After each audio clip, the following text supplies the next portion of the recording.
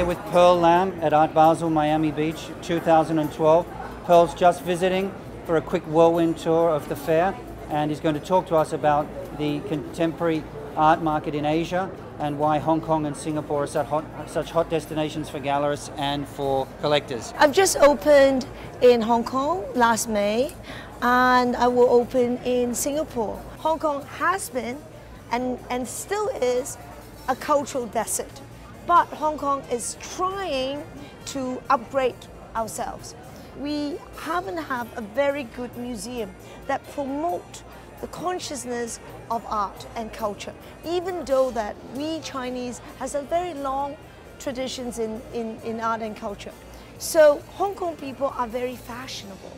They like everything which is fashionable. So all of a sudden in the West, contemporary art becomes so fashionable that it influenced the Hong Kong people. So tell me about Singapore. What's the logic behind opening a gallery in Singapore? Singapore, for the last 20 years, the government policy is to develop Singapore as the cultural city. So they have implemented the art structure 20 years ago.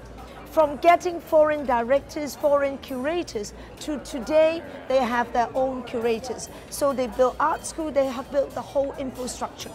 So because of that infrastructure, they actually build up collectors. Asia is still a growing economy, and also it's the first time they're really seeing contemporary art. And because of the art fair, it is bringing a lot of awareness in contemporary art. Right, you're referring to Art Basel and Art Hong Kong? Or Art Basel, Art Hong Singapore? Kong, Art Stage, all this is because I don't think that, you know, when we talk about art as an art market, you can talk about a singular movement. It is a group thing, whether it is SH, in Shanghai or Hong Kong Art Fair or Art Stage. It brings more and more awareness, and people start talking about contemporary art. It actually makes people focus in contemporary art because Asia has never been really a contemporary art market until recently. Is it a market now? Are the people who are buying the work in these art fairs in Hong Kong and Singapore, are they living in the region, or are they people coming in from outside to acquire the work of Asian artists? It's both.